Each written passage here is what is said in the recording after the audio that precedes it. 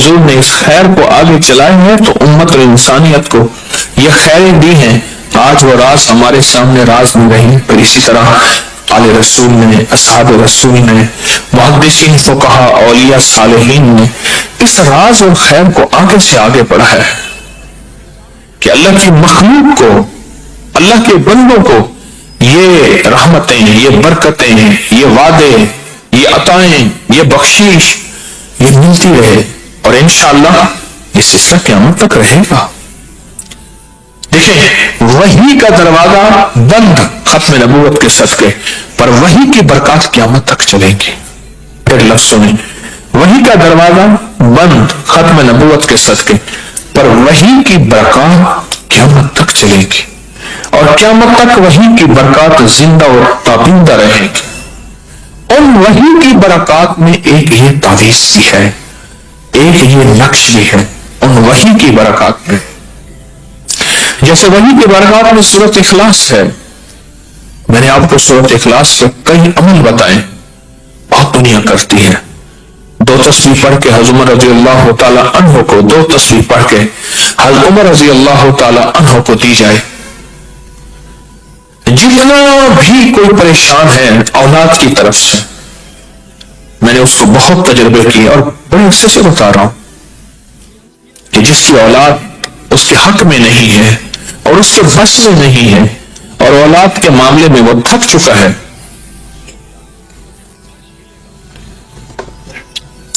اولاد کے معاملے میں وہ تھک چکا ہے، 2 تسبیح پڑھ کے حضور کو ہدیہ کرے اور ان کو عرض کر کے حضور توجہ فرمائیں، دعا فرمائیں، توجہ فرمائیں، دعا فرمائیں۔ ایسا کہنا شرک نہیں ہے، ایسا کہنا گناہ نہیں ہے، دعا فرمائیں، توجہ فرمائیں۔ اور اگر یہ ٹھیک نہیں ہوتا پھر اپنے درہ فاروقی، جو درہ آپ کے ہاتھ میں ہوتا تھا، اس سے ٹھیک کریں۔ میرے پاس کئی واقعات آئے کہ بچہ رات کو، جوان رات کو چیخنے لگا، ہائے ہائے کوئی چیز مجھے مار رہی ہے، کیا ہوا؟ کہا کہ کوئی چیز ہے ایسے لگتی ہے، اور کہتے ہیں کہ تو ہماری بات نہیں مانتا۔ واقعات ہیں اور ہوئے ہیں اور ہوں گے اور ہوتے ہیں۔ کیوں؟ یہ جو ارواح ہوتی ہیں، یہ بھی اب لاہوتی نظام بتا رہا ہوں، یہ بھی ملکوتی نظام بتا رہا ہوں۔ یہ جو ارواح ہوتی ہیں، ان کو جب اعمال کا ہدیہ دیا جائے، ارواح کو خوش ہوتی ہے۔ فرمایا جتنی نیک روحیں ہیں وہ کندیلوں کی طرح، فانوس کی طرح، کندیلوں کی طرح، فانوس کی طرح اللہ کے عرش کے ساتھ لٹکی رہتی، عرش کے ساتھ لٹکی رہتی ہے۔ جب ان نیک ارواح کو ہدیہ پہنچاتے ہیں تو چونکہ وہ اللہ کے بہت قریب ہوتی ہیں، تو اللہ سے عرض کرتے ہیں کہ یا اللہ، یہ ایک بندہ ہے بہت دکھیارا، بہت غم کا مارا، بہت حالات کا ستایا ہوا، یا اللہ اس بندے پہ ترس کھا، اللہ اس پہ رحم فرمائے، اور یا اللہ اس بندے کی مشکل حل فرمائے۔ تو اللہ پاک جل شان ہو ان نیک ارواح کی دعاؤں کو قبول فرماتے ہیں۔ یہ جو ہمارا ذکر خاص ختم خواجگان ہے، صدیوں سے چلا آ رہا ہے، اولیاء صالحین کے تجربات میں یہ پڑھ کے پھر ان ارواح کو ہدیہ کرتے ہیں، پھر ان کے وسیلے سے دعا کرتے ہیں، تو دعائیں قبول ہوتی ہیں، دعائیں قبول ہوتی ہیں، اور دعاؤں میں تاثیر ملتی ہے، اور دعاؤں میں طاقت ملتی ہے، اور واقعتاً ملتی ہے، اور اس کے اندر بہت طاقت ملتی ہے، بہت تاثیر ملتی ہے، اور بہت کمال ملتا ہے۔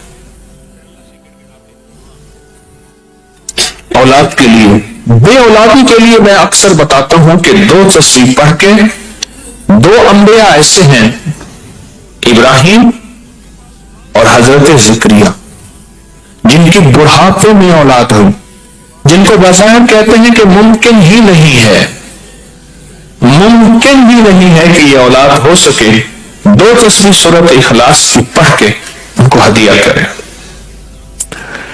2 تسبیح سورۃ اخلاص کی پڑھ کے ان کو ہدیہ کریں، ان کو ہدیہ کریں، 2 تسبیح سورۃ اخلاص کی پڑھ کے ان کو ہدیہ کریں۔ اور واہ، ایسا ہوا ہے جن کی اولاد نہیں ہوتی اور جن کی اولاد میں مسائل ہیں، میں نے دیکھا ہے کہ اللہ پاک کے نیک بندوں کی دعائیں ان کی توجہات اس کی تاثیر ملتی ہے. سورۃ اخلاص کی برکات کا حصہ ہے. ہم 10 صورتیں بیان کر رہے ہیں, 10 صورتیں 10 راز. آج سورۃ اخلاص ہے, اس کی تاثیر بیان کر رہا ہوں. میں ایک درویش کے پاس گیا ہوں, نے مجھے اپنی تصویر کی. وہ کیا کرتے ہیں, تصویریں بہت ساری اپنے پاس رکھتے ہیں, تصویر پڑھتے رہتے ہیں, پھر وہ بندے کو دے دیتے ہیں, پھر اگلی اٹھا لیتے ہیں, پڑھتے ہیں اور فرماتے ہیں یہ میری پڑھی ہوئی ہے. سچ ہے, واقعی پڑھی. فرمانے لگے یہ میری پڑھی ہوئی ہے تصویر, لیکن ایک وعدہ کریں, اس سے 2 تصویر سورۃ اخلاص قل هو اللہ ضرور پڑھا کریں. اور کہا کہ یہ شاندار اور جاندار عمل ہے. آپ کو ہر زندگی کی مشکل میں, زندگی میں روحانیت میں, اور کوئی مشکل ہو, پریشانی ہو, اس کے لیے 2 تصویر سورۃ اخلاص پڑھیں.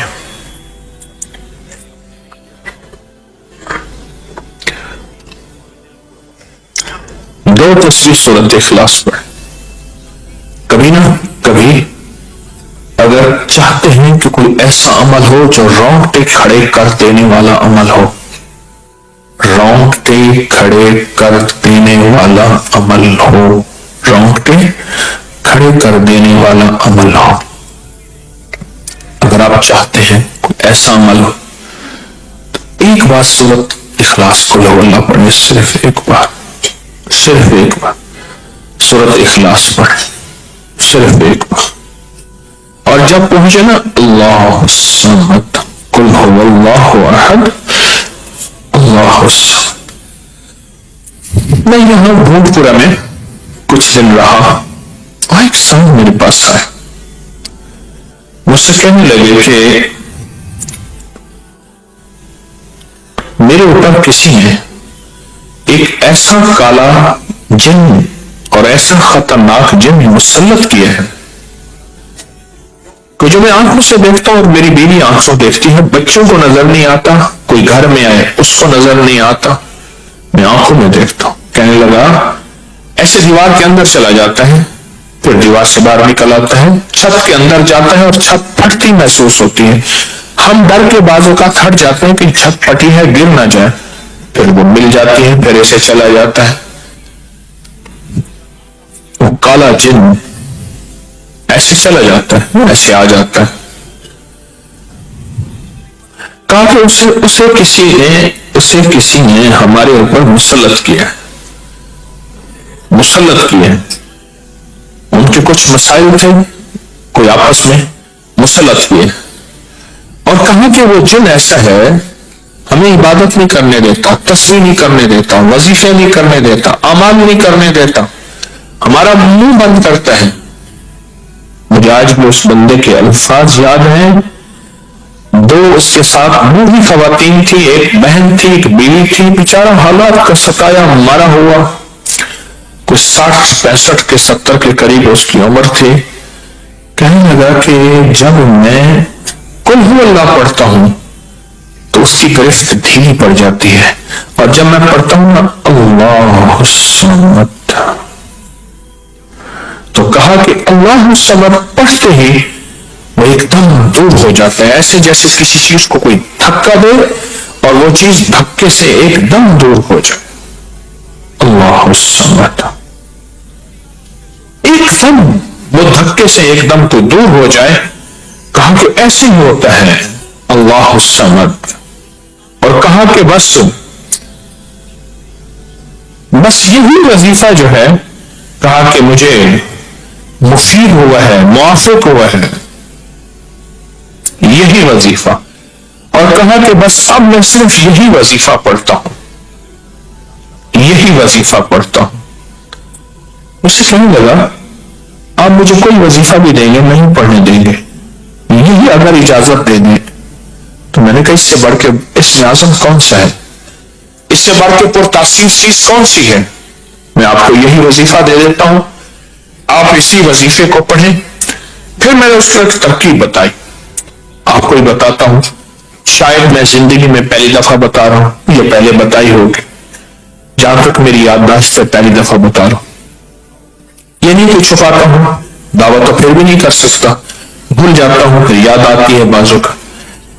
اب وہ چیز آپ کو عرض کر رہا ہوں. میں نے اس سے کہا صرف ایک دفعہ سورۃ اخلاص پڑھ، اول آخر 3 دفعہ درود شریف۔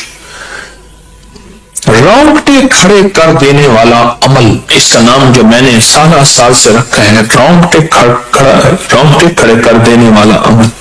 حدیث میں آتا ہے، مفہوم ہے کہ جب بندے کی اضطراری کیفیت ہوتی ہے، بے چین، بے قرار، پریشان ہوتا ہے، مضطر، اس وقت عرش الہی ایک دم میں حرکت میں آتا ہے، رحمت متوجہ ہوتی ہے اور اللہ کا عرش ہل جاتا ہے۔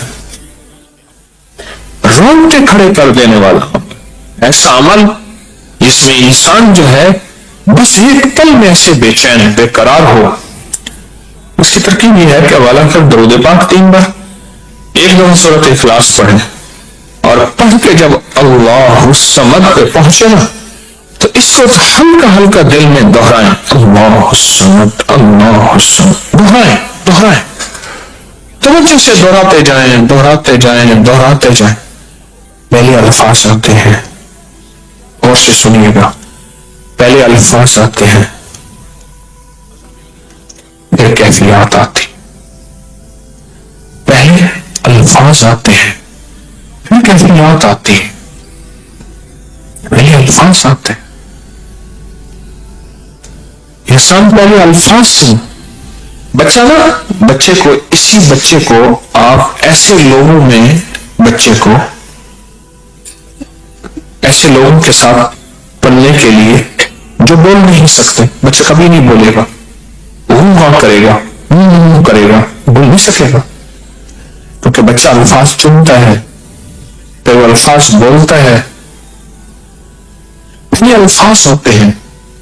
کسی نے پوچھا، حضرت میرا دل ذکر نہیں کرتا، بس زبان سے کرتا ہوں۔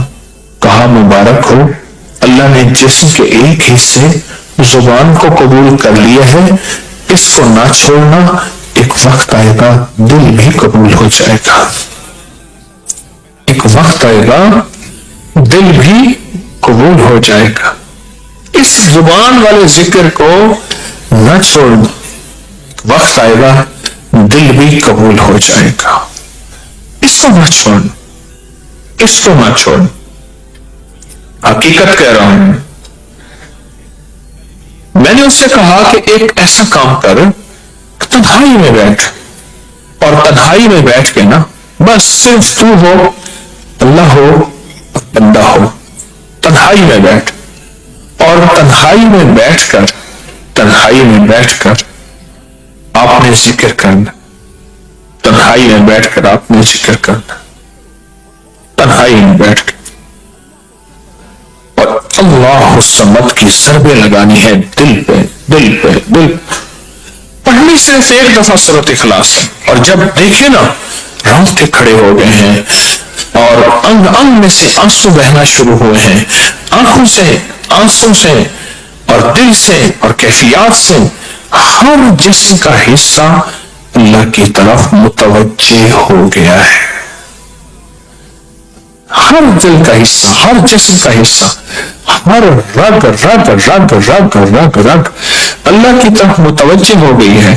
تو پھر اللہ کے ساتھ تعلق بنا، اور اپنی مراد، اپنی آس، اپنی امید اللہ کے سامنے پیش کر، اپنی مراد، اپنی آس، اپنی امید اللہ کے سامنے پیش کر،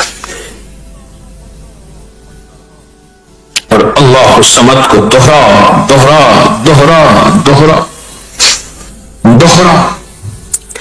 یہ جو جنگلوں میں کہتے ہیں چلا کیا فلاں بابا جی نے، پہاڑوں کی غاروں میں چلا کیا فلاں بابا جی نے، کنویں کے اندر چلا کیا، ابھی بھی ایسے کنویں موجود ہیں جس کے نیچے اتر کے پانی بھرتے تھے، اس کو ہمارے برے صغیر کی زبان میں باولی کہتے ہیں، اس میں نیچے جا کے پانی بھرتے تھے۔ میں نے بخارا کے اندر دیکھا اور کئی جگہ دیکھا، ٹھٹھا میں بھی ابھی وہ ہیں، ٹھٹھا میں لیکن خشک ہو چکے ہیں، نیچے جا کے پانی بھرنا، ان کنووں کی گہرائیوں میں جا کے، تنہائیوں میں بیٹھ کے، خشک کنووں میں اللہ الصمد اور ذکر۔ اس کی وجہ اندر تنہائیوں میں، یا پھر کیا کیا، کہا کہ روئی کو تھوڑا سا گیلا کر اور پیسی کالی مرچیں اس میں ملا اور کانوں میں ڈال کہ کوئی آواز کانوں تک نہ پہنچے۔ میری اماں رحمت اللہ علیہ کے پاس طوطا تھا، تو اس طوطے کو کلمہ پڑھاتی تھی، رات کو پڑھا کے نا اس کی کانوں پہ موم لگا دیتی تھی۔ میں نے خود دیکھا، کانوں پہ موم لگا دیتی تھی کہ ساری رات اس کے کانوں میں اور کوئی آواز نہ جائے، جاگ رہے اور کوئی آواز نہ جائے۔ اچھا ایسا کرتے رہے، میں نے خود دیکھا کچھ عرصے کے بعد اس نے کلمہ پڑھنا شروع کر دیا۔ ایسے ہی ہم اگر مشق کر لیں، جانور کی مشق ہو جائے تو اس کو کلمہ زبان پہ آ جاتا ہے۔ اگر ہم کبھی بھی کسی جنگل ویرانے میں، کبھی گھر کی تنہائیوں میں، کبھی کہیں بھی ایک دفعہ سورۃ قل ہو اللہ پڑھیں اور ایک دفعہ سورۃ اخلاص پڑھیں اور ایک دفعہ سورۃ اخلاص پڑھیں، لیکن اللہ الصمد کو بہت زیادہ دوہرائیں۔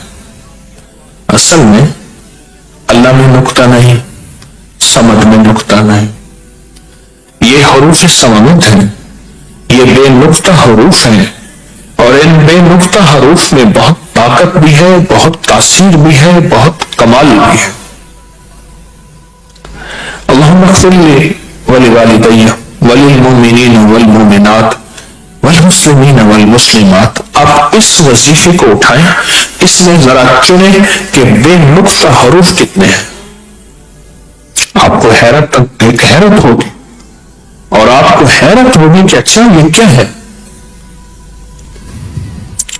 جو طبیب کامل ہو جاتا ہے، یاد رکھیے گا، جو حکیم پختہ کار ہو جاتا ہے، جو ڈاکٹر پختہ ہو جاتا ہے، وہ کسی کا نسخہ دیکھتے ہی نا ایک پل میں دوائیں دیکھتا ہے اور دوائیں پڑھتا ہے، کہتے بس اس میں تھوڑی سی تبدیلی کر دیں باقی ٹھیک ہے، یا کہتے ہیں نہیں تبدیلی نہ کریں یہی ٹھیک ہے۔ اسے پتا ہے یہ اس جسم کے مطابق، اس بیماری کے مطابق یہ عین صحت ہے، عین تندرستی ہے۔ اسی طرح جو وظائف کی دنیا کا بندہ ہوتا ہے اور اس کو وظائف کی دنیا میں پختگی مل جائے تو وہ بھی ایک پل میں وظیفے کے اندر کی طاقت دیکھتا ہے کہ اس میں حروف عطشی کتنے ہیں، خاکی کتنے ہیں، آبی کتنے ہیں، بادی کتنے ہیں، سوامت کتنے ہیں، قمری کتنے ہیں، شمسی کتنے ہیں، اور اس کے اندر وہ حروف کتنے ہیں جو نوری ہیں، وہ کتنے ہیں۔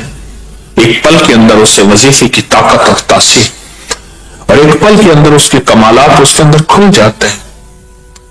اندیکھا جہان ہے، لاہوت ملکوت کا جہان ہے۔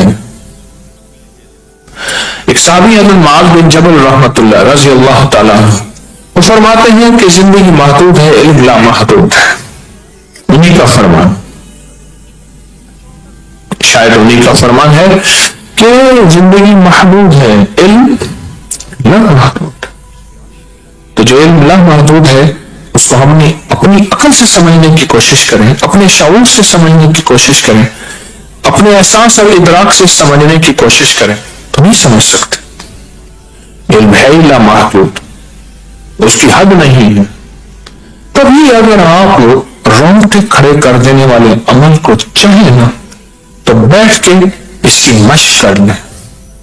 دوسری یا تیسری مشق کے اندر آپ کو توجہات مل جائیں گی، ایک پل میں وجدان مل جائے، آپ حیران ہوں گے یہ کیا ہوا، اتنی جلد مجھے توجہ مل گئی، ساری عمر میں بڑی بڑی دعائیں مانگتا رہا، کبھی توجہ نہ ملی، کبھی کیا نہ ملی، توجہ نہ ملی، اور پل کے اندر اتنی مجھے توجہ مل گئی، اب حیران ہو جائیں گے۔ اللہ الصمد، جب اس کو انسان وجدان سے اور پورے درد سے اور پورے غم سے اور پورے درد سے بندہ اس کو دہراتا ہے، اس کے اندر جتنے بھی حروف ہیں وہ سارے وہ حروف ہیں جو اللہ کے خاص تعلق کے اور خاص توجہ کے اور خاص دھیان کے، اور اس کے اندر خاص و خاص طاقت ہے، یہ وہ حروف ہے۔ معروف ہے. اور ویسے بھی سورۃ اخلاص اگر آپ دیکھیں تو سورۃ اخلاص تو جنت میں لے جانے کا نسخہ ہے اور جنت میں لے جانے کا ایک بہترین راستہ ہے. اور سورۃ اخلاص وہ ہے جو ترازو کو بھر دے. سورۃ اخلاص وہ ہے جو قبر کو روشن کر دے. اور سورۃ اخلاص سے کلمہ نصیب ہو جائے. اور سورۃ اخلاص سے محبت اور اللہ اس کے حبیب کی مل جائے. اور سورۃ اخلاص سے پل صراط کے راستے آسان ہو جائیں. اور سورۃ اخلاص سے اللہ کا نور نصیب ہو جائے. اور سورۃ اخلاص سے سینہ رحمت برکت اور نور سے بھر جائے. اندیکھے سوتے ہیں, اندیکھا نظام ہے, انسان کو بعض اوقات سمجھ نہیں آتی. حضرت ہارون علیہ السلام کی نسل میں سے ایک نبی گزرے ہیں, حضرت الیاس علیہ السلام. اور اللہ کے اتنے بڑے نبی تھے.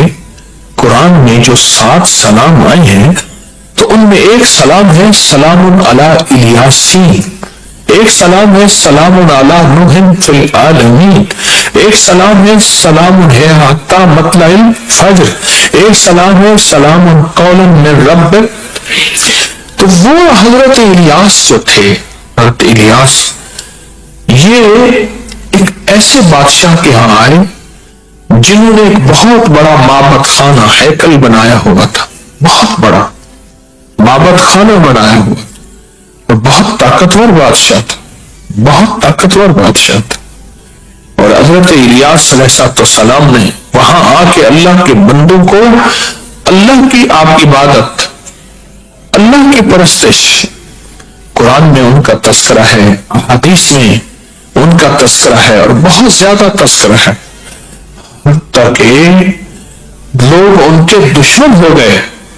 اور آپ ایک غار میں, ایک پہاڑ میں گئے, پہاڑ کا نام تھا دم, الدم پہاڑ کا نام تھا. جب پہاڑ کے قریب گئے تو پہاڑ اچانک کھلا اور اس کے اندر غار موجود تھی, غار بنی. اور ایک روایت میں تھوڑا عرصہ اور ایک روایت میں 10 سال تک آپ نے اس غار میں پناہ لی. آپ جو ایک لفظ اکثر سنتے ہیں یک دم, یک دم, یہ دم اس غار کا نام تھا, اس پہاڑ کا نام تھا, اس غار اور پہاڑ کا نام تھا.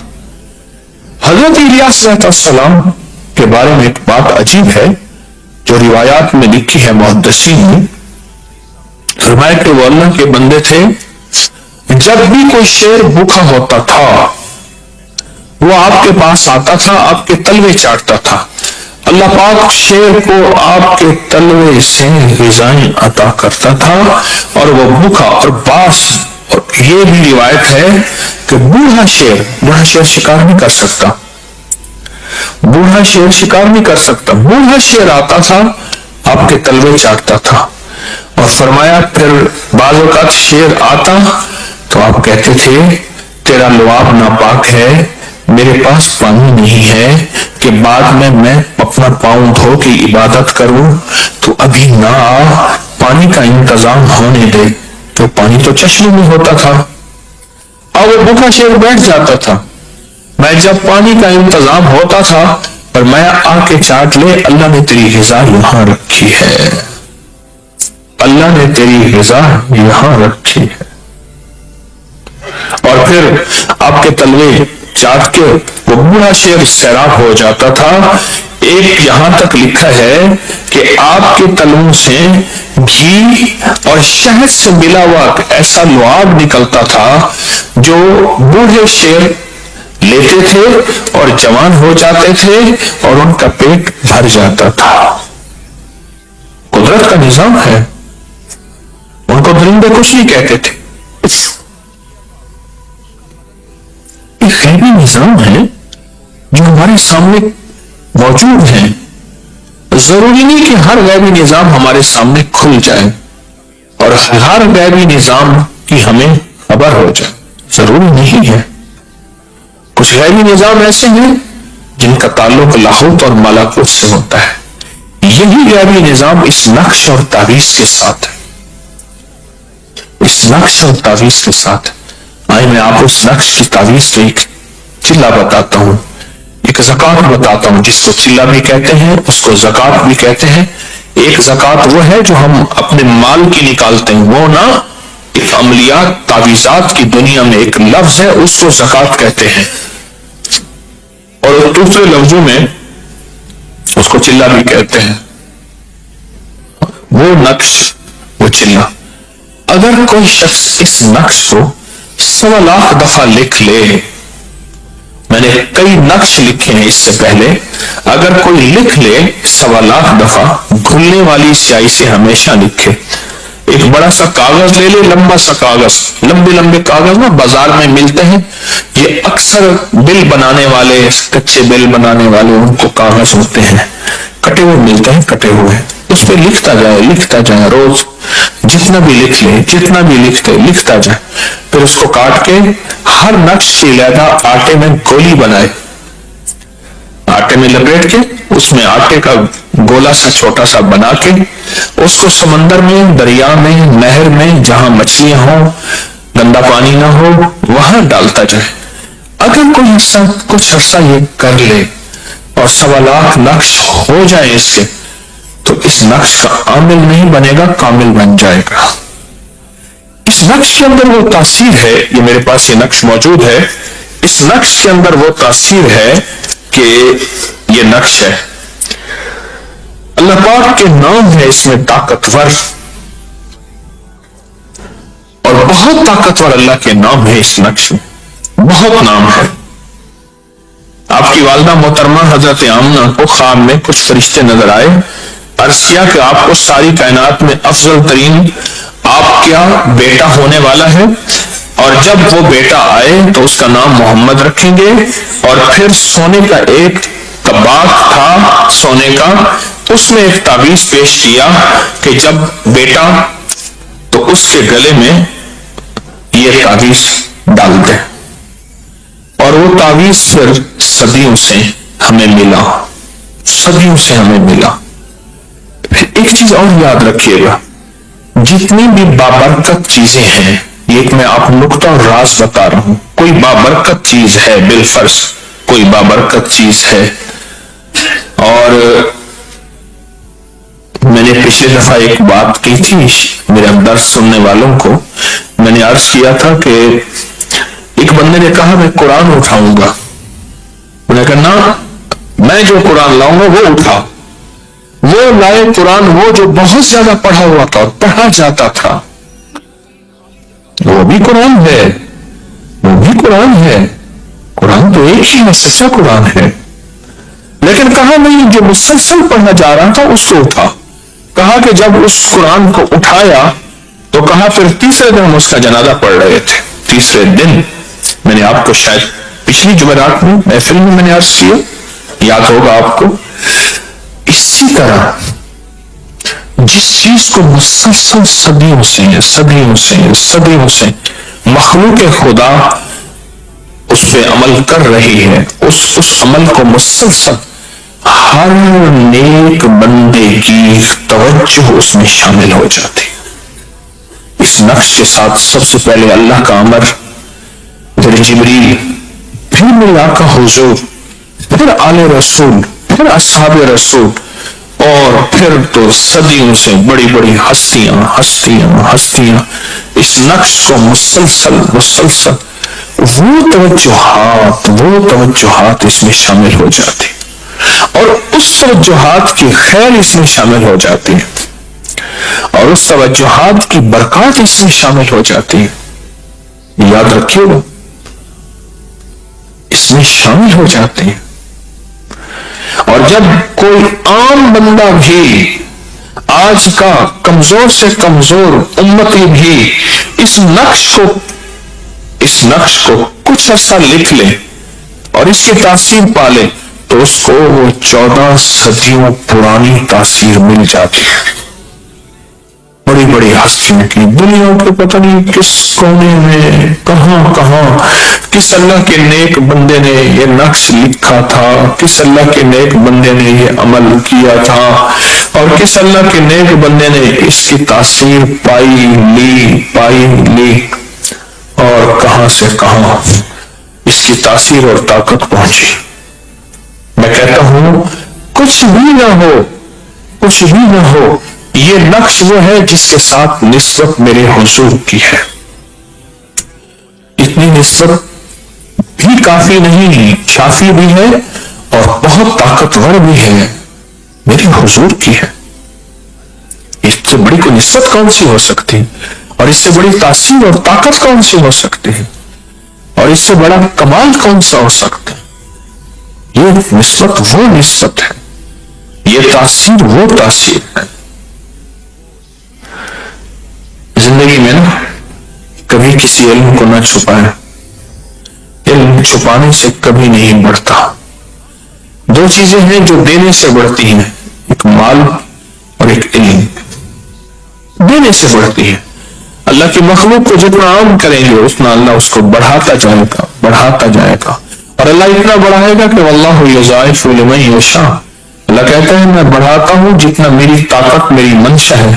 اور واللہ واسع علیم، میری وسعت کو بندو تم نہیں جانتے کہ میری وسعت کتنی ہے، کتنی وسعت. اور میں قیامت کے دن جب سارے کے سارے جنت میں چلے جائیں گے، جنت میں چلے جائیں گے، اور حتیٰ کہ وہ لوگ جو اپنی خطاؤں کی وجہ سے جہنم میں گئے تھے وہ بھی جنت میں واپس آ جائیں گے، تو اللہ پاک فرمائیں گے اللہ ازل سے لے کر اب تک جتنے انسان اور جتنے جنات ہیں وہ سب کو ہم نے جنت کی بستیوں میں بسا لیا، اور ابھی تک جنت تو ایک حصہ بھی نہیں بھرا، وہ جنت تو خالی پڑی ہوئی ہے. اس لیے ہم کسی کے بارے میں کہہ سکتے ہیں کہ یہ کافر ہے، یہ جہنمی ہے، کیسے کہہ سکتے ہیں؟ اللہ کی جنت تو اتنی ہے کہ ساری ازل اور ابد کے انسان اربوں اربوں اربوں اربوں اربوں، اور جنات تو پتہ نہیں کتنے کھربوں کھربوں، میری کھربوں کی میری ہندسے اور گنتیاں ہی ختم ہو جاتی ہیں. وہ سارے انسان سب سارے جمع کر دیے جائیں، وہ سارے انسان جمع کر دیے جائیں، وہ سارے انسان جمع کر دیے جائیں اور سارے جمع کر کے جنت میں بھیج دیے. سارے جنات انسان میں جنت تو کا ابھی ایک حصہ نہیں بھرا. تو اللہ پاک کیا کریں گے؟ اللہ پاک ایک مخلوق پیدا کریں گے، اور مخلوق کو پیدا کر کے اللہ پاک اس کے ذریعے جنت کو بسائیں گے. ایک مخلوق پیدا کریں گے اور اس کے ذریعے اللہ پاک جنت کو آباد اور شاد کریں گے، جنت کو بسائیں گے. اس لیے اس نقش کو چھپائیں نہیں. مجھے ابھی پیغام آنا شروع ہو گیا کہ اس دن اس بندے کا انہوں نے بتایا کہ وہ کہتا ہے کہ میرے پاس یہ جنتی نقش ہے، اپری کے پیر صاحب نے دیا ہے، میں نے ان سے جو ہے یہ خاص اس کی تاثیر لی ہے، آپ 15,000 روپے دے دیں تو میں آپ کو دے دوں گا. 15,000 کس چیز کے ہیں؟ تو میں نے تو ساری انسانیت کو، پوری دنیا کو یہ نقش باقاعدہ اس کو الفاظ، تصحیح، کتابوں کے حوالے، اس کے مختصر فائدے، اس کے مختصر نفع، وہ سارے کے سارے میں نے جمع کر کے اللہ کی مخلوق انسانیت کے لیے عام کر دی ہے، عام کر دی ہے. جن صاحب نے مجھ سے بات کی نا مجھے، جو میں جہاں تعزیت فوتگی کی کرنے گیا، تو وہ کہنے لگے کہ اگر دم دیں، دم کریں تو اس کے پیسے ضرور لیں، اگر پیسے نہیں ہوں گے، نہیں لیں گے تو آپ کو تکلیف ہوگی. تو پیسے اگر لینے بھی ہیں تو لے کے پھر اس کو ہدیہ کر دیں، اگر لینے بھی ہیں تو لے کے اس کو ہدیہ کر دیں. اس کو چھپائیں نہیں، اس کو پھیلائیں. آج میں نے ایک چیز بتائی ہے، میں آج 2-3 چیزیں مسلسل بدل کے بیان کر رہا ہوں. ایک لاہوتی نظام، غیبی نظام، ایک سورۃ اخلاص، ایک یہ نقش. اب محسوس کریں میں ان تینوں مضمونوں میں چل رہا ہوں. ایک تو میں نے رونگٹے کھڑے کر دینے والا ایک عمل دیا ہے، رونگٹے کھڑے کر دینے والا عمل، اور یہ وہ میں نے عمل دیا ہے، میں نے اس کا باقاعدہ حوالہ دیا ہے. بڑی بڑی نیک ہستیاں، اولیاء غاروں میں، کنووں میں، جنگلوں میں، ویرانوں میں، جو کہتے ہیں جی بابا جی نے یہاں چلہ کیا، جہاں وہ اور عمل کرتے تھے ان میں یہ ایک رونگٹے کھڑے کر دینے والا عمل بھی ہے کہ ایک بار سورۃ اخلاص پڑھیں اور اللہ الصمد اس کو دہرائیں دہرائیں دہرائیں دہرائیں اور اتنا زیادہ دہرائیں اتنا زیادہ دہرائیں کہ اس کی طاقت اور تاثیر بڑھتی چلی جائے، روئے روئے میں، انگ انگ میں، رگ رگ میں، جسم کے حصے میں یہ اتر جائے۔ آپ کچھ ہی عرصے کے بعد، کچھ ہی دنوں کے بعد خود بولیں گے کہ یہ ہے کیا اور اس کی تاثیر کیا ہے اور اس کا کمال کیا ہے، خود بولیں گے، وہ اندر خود بولیں گے کہ یہ کیا ہو گیا ہے۔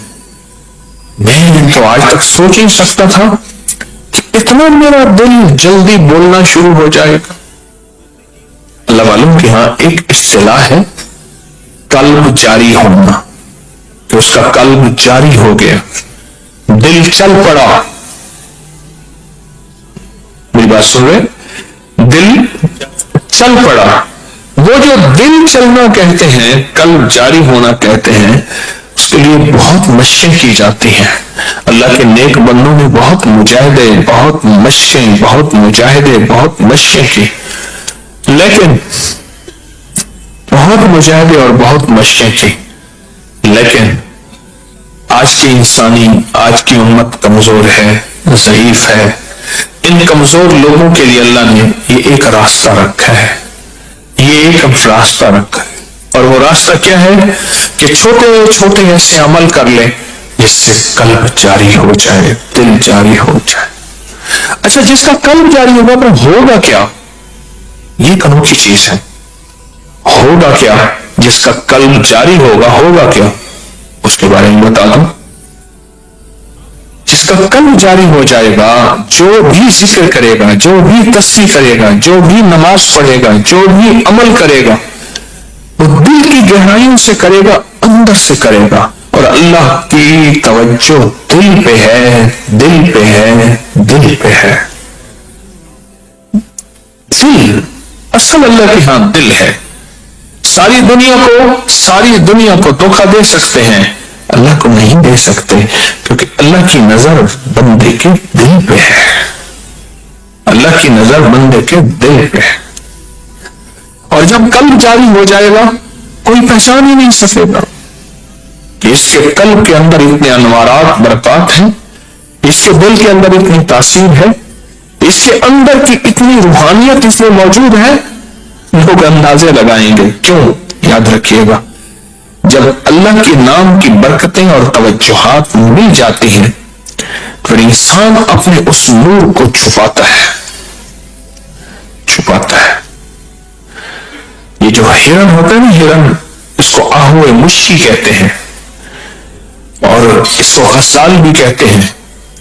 جو اردو ادب میں جو غزل ہے، ہرن کو جب تیر مارتے ہیں اس کی جو دردناک آواز نکلتی ہے اس کو غزل کہتے ہیں۔ تیر مارتے ہیں اس کے اندر سے ایک دردناک آواز نکلتی ہے، اس کو غزل کہتے ہیں۔ جب ایک خاص ہرن ہوتا ہے برف میں، اس کے اندر موسم میں اس کی ناف خون سے بھر جاتی ہے، اسے پتہ چل جاتا ہے کہ اب میرے اندر مشک آ گیا ہے، اب وہ کھڑے سوتا ہے، ہر طرف اس کی نظر ہوتی کہ شکاری آئیں گے، اور شکاری بھی اس کے شکار کے پیچھے ہوتے ہیں، ہر طرف اس کی چوکنا ہوتا ہے، کہیں بیٹھتا نہیں۔ اسے احساس ہو جاتا ہے کہ میرے اندر اب مشک ہے اور اب مجھے شکاری آ کے ماریں گے، قتل کریں گے۔ اور شکاری کیا کرتے ہیں؟ جب اس کا نشانہ لگاتے ہیں فوراً ان کے پاس ایک رسی ہوتی ہے، اس کی ناف کو اس رسی سے باندھ دیتے ہیں۔ کیوں؟ اس کے مرتے ہی وہ خشک خون واپس اس کے پیٹ میں چلا جاتا ہے۔ وہ جب رسی سے باندھ دیتے ہیں وہ ایک نافہ ہوتا ہے، اس کو نافہ کہتے ہیں، اور آج بھی وہ نافہ 2, 3, 4 لاکھ روپے تولا ہے، لاکھوں روپے تولا ہے آج بھی۔ جب قلب جاری ہوگا، میں نے کہا نا رونگٹے کھڑے کر دینے والا عمل، جب قلب جاری ہوگا اور اب اللہ پاک جل شان ہو عطا فرمائیں گے تو پھر اس کو ہر فرد پھر چھپائے گا، اور پھر کوئی خاص بندے ہیں جن کو عطا ہو جائے گی۔ حضرت خواجہ نظام الدین اولیاء رحمۃ اللہ علیہ، خواجہ غریب نواز دلی کے شہنشاہ، آپ کے دور میں ایک درویش تھے، ان پہ غربت اور فاقے آ گئے، تنہا دستی آ گئی۔ ایک لونڈی کو کہا کہ میں تجھے اگر بیچ دوں، تو بھی فاقوں میں رہتی ہے، میں بھی فاقوں میں رہتا ہوں، چلو تو ایسی جگہ جائے گی جہاں تجھے 2 وقت کھانے کو اچھا مل جائے گا، اور تیرے جو پیسے آئیں گے کچھ دن میرے بھی اچھے گزر جائیں گے۔ تو لونڈی کہنے لگی حضرت آپ کو حق ہے، پر ایسی جگہ بیچیں جہاں میری عبادت میں کوئی خلل نہ ڈالے، میری عبادت میں کوئی خلل نہ ڈالے۔ تو سوچ سوچ کے فرمانے لگے اس دور میں تو ایک ہستی ہے حضرت نظام الدین اولیاء، اس سے بڑی ہستی تو میں نے کوئی نہیں۔ انہوں نے کہا وہ تو اللہ والے ہیں ہی، اگر اللہ کہ وہ نہیں ہے تو پھر کون ہے؟ تو لونڈی کہنے لگی مجھے ان پہ 3 اعتراض ہیں، 3 سوال ہیں جو آج تک مجھے جواب نہیں ملے۔ سب سے پہلے ان کو میں نے کبھی کسی تکلیف میں نہیں دیکھا، ہمیشہ حشاش بشاش دیکھا۔ دوسرا، میں نے ان کو لنگر سے کھانا کھاتے دیکھا ہے، لنگر تو فقراء مساکین کا حق ہوتا ہے، اور یہ فقیر تو حلال کھاتا ہے، فقراء مساکین کا حق کھا رہا۔ ایک پہلا سوال، میں نے کبھی کسی تکلیف میں نہیں دیکھا، ہمیشہ صحت مند تندرست دیکھا۔ دوسرا، وہ لنگر سے کھانا کھاتے ہیں، لنگر تو فقراء کا حق ہے، مساکین کا حق ہے۔ اور تیسرا، میں نے آج تک ان کی تعریف سنی ہے، کسی کو ان پہ اعتراض، بہتان، الزام لگاتے نہیں سنا۔ تو انبیاء کرام کے پیچھے الزامات لگے ہیں، اہل بیت صحابہ کو لوگوں نے ستایا، الزام لگائے، یہ ان سے بڑھ کے ہیں۔ مجھے یہ 3 اعتراض ہے۔ کہنے کے بجائے اس سے کہ ہم آپس میں کوئی فیصلہ کریں، ان کی خدمت میں جاتے ہیں۔ اب ان کی خدمت میں گئے اور یہ سب لوگ چلے گئے تو عرض کیا کہ حضرت ایسے ایسے ہے، فلاں جگہ سے آیا ہوں، اللہ اللہ کرتا ہوں، فقر آ گیا، حالات آ گئے، اللہ کی طرف سے غربت آ گئی، تنگدستی آ گئی، تو میں نے ایسے ایسے کہا۔ تو یہ میری لونڈی کہتی ہے کہ مجھے آپ پہ 3 اعتراض ہے۔ تو شیخ نے پوچھا کیا؟ کہا آپ لنگر سے کھانا کھاتے ہیں، ایک اعتراض، سب آپ کی تعریف کرتے ہیں، دوسرا اعتراض، اور تیسرا یہ ہے کہ آج تک میں نے آپ کو کسی تکلیف میں نہیں دیکھا۔ اللہ والے تو آزمائشوں میں آتے ہیں اور وہ اللہ والا ہے ہی نہیں۔ اور میں اس کا جواب تب دوں گا، میں نے کچھ اپنے وقت مقرر کیے ہوئے ہیں، کچھ وقت روزی روزگار کے لیے، کچھ وقت گھر کے لیے، کچھ وقت اپنی خانقاہ تسبیح خانے میں لوگوں کو اللہ اللہ سکھانے کے لیے، میں نے کچھ وقت اوقات تقسیم کیے ہوئے ہیں۔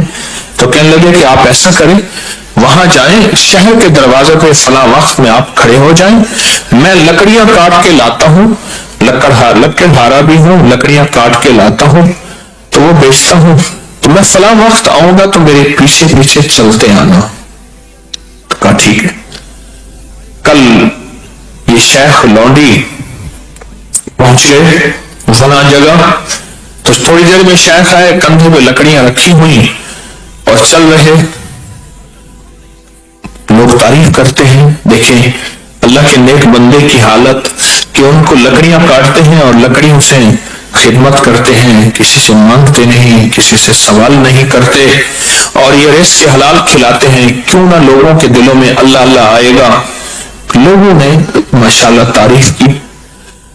آگے چلے تو ایک بندہ کہنے لگا یہ ڈھونگ رچایا ہوا لکڑیوں کا، اتنا بڑا لنگر چلاتے ہیں اور اتنے بڑے لنگر میں اتنا خرچہ پورا ہوتا ہے، پتہ نہیں مال کہاں سے آتا ہے، کس جگہ سے آتا ہے۔ آگے گئے تو آگے نے اس سے بھی گھٹیا الزام لگا دیا، آگے گئے تو اس نے بھی اور بات کر دی، کہیں پھول کہیں دھول، کہیں پھول دھول۔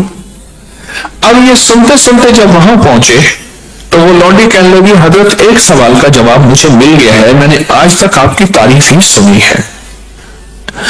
دوسرا فرمائے اگر آپ نہ کرتے تو یہ راز میرے اور اللہ کے درمیان تھا، آپ نے پیٹھ سے کپڑا ہٹایا تو وہاں ایک گہرا زخم تھا جس پہ کیڑا بیٹھا تھا، اور فرمایا یہ کیڑا سال سے میں نے اس کا علاج کیا ہے، اللہ کے حکم سے یہ زخم ٹھیک نہیں ہوتا، اور میں نے اس کو اللہ کی رضا سمجھ کے اس زخم کو قبول کیا ہے۔ کہا جب یہ کیڑا کاٹتا ہے تو مجھے ایسی تکلیف ہوتی جیسے تلوار کا وار ہو، میں برداشت کرتا ہوں، اور جب یہ کیڑا زمین پہ گر جاتا ہے تو میں اس کو اٹھا کے رکھتا ہوں کہ اللہ نے تیرا رزق یہاں رکھا ہے۔ 2 سوالوں کا جواب مل گئے، اور میں تیسرا سوال یہ ہے کہ میں لنگر سے کھانا کھاتا ہوں، فرمایا یہی لکڑیاں کاٹ کے یہی لکڑیاں میں جنگل سے لاتا ہوں، بیچتا ہوں، میں نے اللہ سے برکت مانگی ہوئی ہے، اور خود بھی کھاتا ہوں، اس سے لنگر بھی چلاتا ہوں، تو اللہ پاک میرے اس رزق میں اتنی برکت دے دیتے ہیں، تو میں تو کسی فقیر مسکینوں کا حق تو نہیں کھاتا، میں تو خود کھلاتا ہوں۔ جب قلب کی دنیا آباد اور شاد ہوگی، کوئی آپ کو پہچان نہیں پائے گا۔ اگر کبھی اللہ موقع دے اور تنہائیاں ہوں تو اس رونگٹے کھڑے کر دینے والے عمل میں تھوڑی سی توجہ کر لیں، تھوڑی سی جان مار دیں، تھوڑا سا دھیان دے دیں، تھوڑی سی توجہ کر دیں، تھوڑا سا دھیان دے دیں۔ آپ یہ کر لینا، کبھی کبھار کر لیا کریں، روز کر لیا کریں، اگر کر لیں تو وہ جو میں نے کہا نا کہ قلب جاری ہونا، جو اللہ والے فرماتے ہیں لمبی مشقیں ہوتی ہیں اور سال لگتے ہیں، تھوڑے ہی عرصے میں یہ اللہ الصمد کا وجدان، اللہ الصمد کی محنت اور اللہ الصمد کی کوشش اور اللہ الصمد کی تاثیر اور اللہ الصمد کا کمال تھوڑے ہی عرصے میں قلب کو اندر سے جاری کرے گا، اور دل اندر سے خود بولے گا اللہ۔ پھر کیا ہوگا؟ پھر یہ ہوگا کہ الٹی ہی چال چلتے ہیں دیوان گانے عشق، الٹی ہی چال چلتے ہیں دیوان گانے عشق، آنکھوں کو بند کرتے ہیں دیدار کے لیے۔ لوگ تو دیدار کے لیے آنکھیں کھولتے ہیں، اور جو دیوانے عشق ہوتے ہیں وہ الٹی چال چلتے ہیں، وہ دیدار کے لیے آنکھیں بند کرتے ہیں، آنکھیں بند کرتے ہیں، آنکھیں بند۔ پھر کیا ہوگا؟ جب قلب جاری ہوگا، یوں آنکھیں بند کی، یوں اللہ کی محبت اور اللہ کے تعلق اور کائنات کے رازوں کے ایسے پردے اٹھنا شروع ہو جائیں گے۔ پھر کشف المحجوب ہوگا، یہ حضرت داتا صاحب کی کتاب ہے نا کشف المحجوب، یہی ہوگا کشف المحجوب۔ پردوں سے پردے ہٹتے ہیں، پردوں سے پردے ہٹتے ہیں، اس کا معنی یہ ہے پھر کشف، پردے ہٹنا شروع ہو جائیں گے، محجوب حجاب، پردے ہٹنا شروع ہو جائیں گے، کائنات کے راز ملنا شروع ہو جائیں گے، کائنات کی حقیقتیں ملنا شروع ہو جائیں گی، اور اللہ کا تعلق نصیب ہونا شروع ہو جائے گا، اور یہ شخص وہاں پہنچے گا جہاں کوئی پہنچ نہیں سکے گا۔ اس لیے فرمایا، حضرت ابو ہریرہ نے ایک روایت بیان کی ہے، غور سے سنیے گا، فرمایا میرے حضور نے مجھے علم کے 2 برتن دیے۔ ابو ہریرہ وہ صحابی ہیں جو دن رات میرے آقا کے در پہ پڑے رہتے تھے اور یہ ذکر کرتے تھے، اور بعض لوگ ان پہ اعتراض بھی کرتے تھے کہ یہ ریاکار ہیں۔ ایک دفعہ میرے آقا نے فرمایا حضور نے کہ کیا تو نے اس کا دل چیر کے دیکھا ہے؟ ہاں، یہ ہمیشہ ہوتے رہے۔ حضرت ابو ہریرہ آخر میں پہنچے، ذرا غور سے سنیے گا، آخر میں پہنچے، آخر میں پہنچے۔ بعض میں آتا ہے 3.25 سال حضور کی روانگی سے 3.25 سال پہلے۔ پھر انہوں نے کہا کہ پہنچا تو آخر میں ہوں، پہنچا تو آخر میں ہوں، اب فیصلہ کروں در مصطفیٰ، چوکٹ مصطفیٰ نہیں چھوڑ۔ اور ایسا ہی کیا کہ پھر دن رات حضور کی چوکٹ پہ پڑے رہتے تھے، حتیٰ کہ کمانے کا موقع نہیں ملتا تھا، کمانے کا موقع نہیں ملتا تھا، کمانے کا موقع نہیں ملتا تھا، اور فقر اور غربت ہوتی تھی، اور کئی بھی دن کے فاقوں سے ان کو نڈھالی ہوتی تھی، بے ہوش ہو جاتے تھے۔ لوگ سمجھتے تھے مرگی کے دورے ہیں، لوگ سمجھتے تھے مرگی کے دورے ہیں۔ فرمایا اللہ کی قسم مرگی کے دورے نہیں تھے، وہ تو وہ فقر کے اور بھوک کے اور تنگ دستی کے اور مفلسی ہوتی تھی۔ اللہ پاک کا نظام دیکھیں، یہ علوم کے انہوں نے بڑے بڑے برتن لیے۔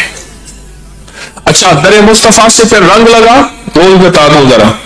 ایک عورت کے غلام تھے، عورت کہتی تھی، اس کا بس ایک بول ہوتا تھا، ننگے پاؤں چل، چڑھتے اونٹ پر چل، چلتے اونٹ پر چڑھ، میں تیری خاطر اونٹ بٹھاؤں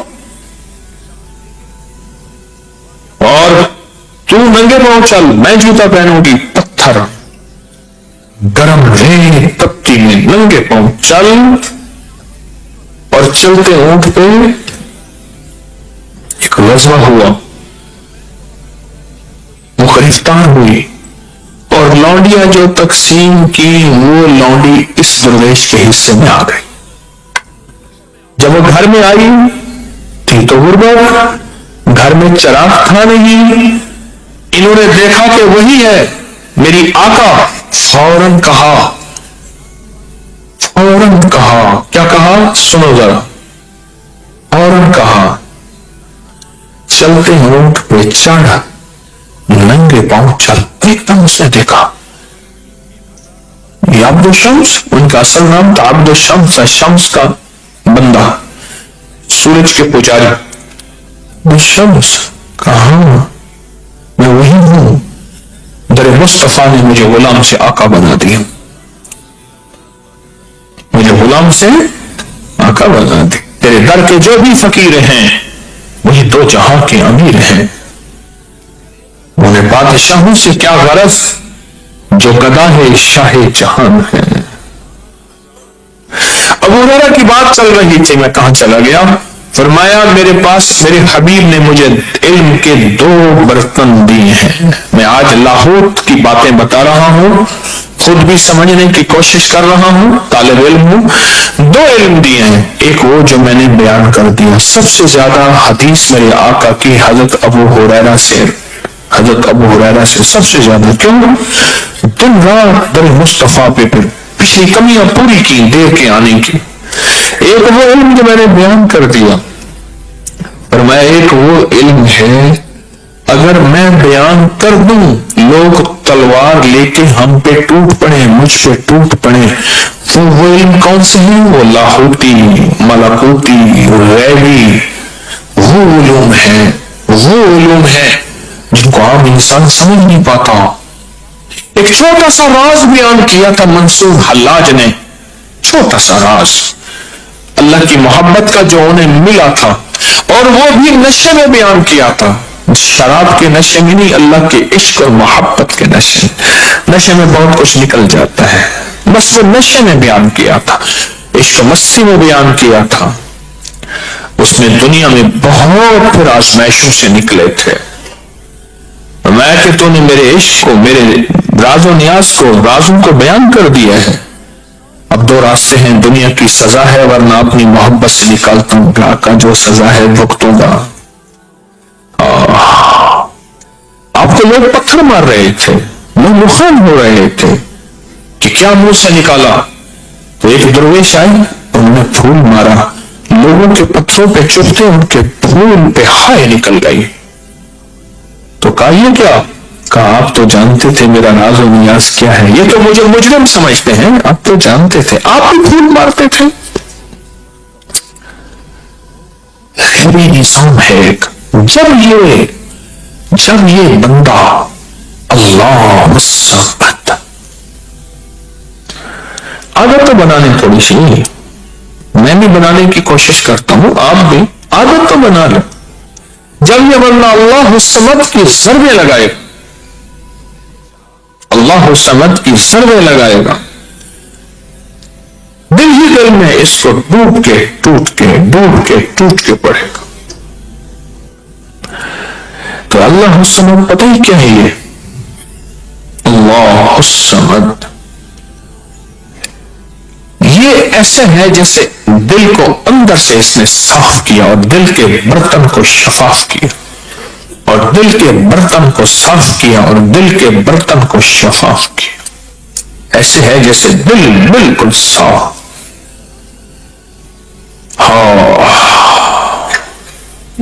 اللہ کا نور آتا ہے۔ برتن جتنا خوبصورت ہو، اگر اس میں دہی پڑا ہو، دودھ ڈالیں گے سارا دودھ دہی بن جائے گا۔ اگر اس کو صاف کریں گے پھر دودھ ڈالیں گے تو دودھ پھر دودھ ہی رہے گا۔ یہ اللہ الصمد سے دل کے اندر ایک نور آتا ہے اور سرور آتا ہے، اور دل پھر کیا ہوگا؟ اگر دل زندہ ہو جائے کہ دل زندہ تو نہ مر جانا، کہ زندگی تعبیر ہے تیرے جینے سے، جب دل زندہ ہو جائے گا پھر کیا ہوگا؟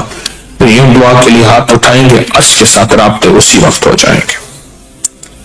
یوں اللہ سے کہیں گے کہ اللہ یہ کر دے، اللہ کر دیتا ہے۔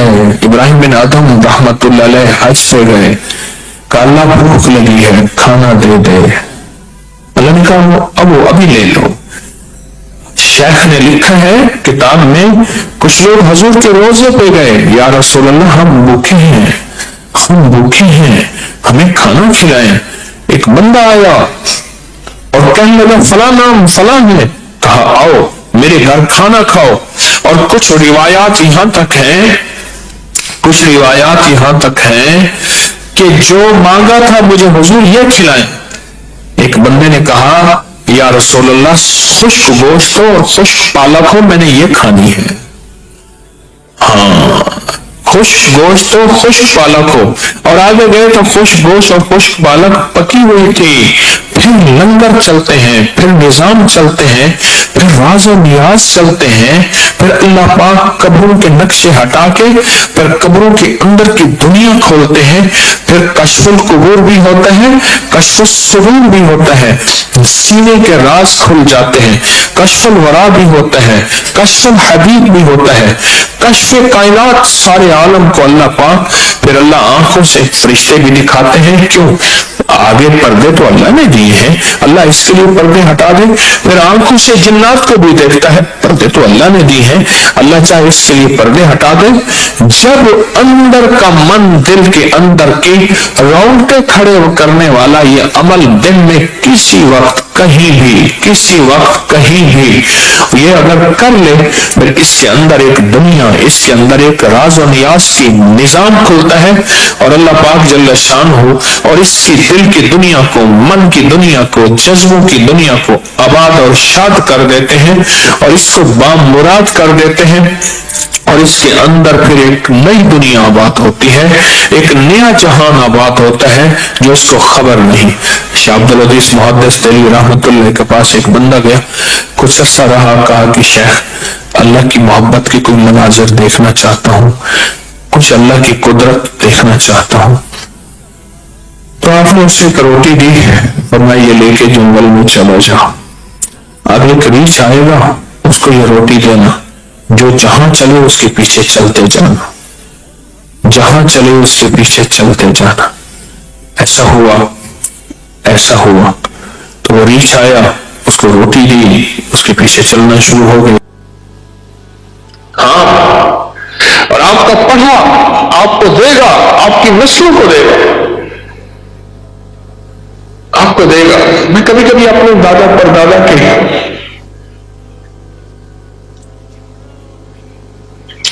ان کے مزارات میں کھڑا ہوتا ہوں تو میں ان کا شکریہ ادا کر رہا ہوتا ہوں۔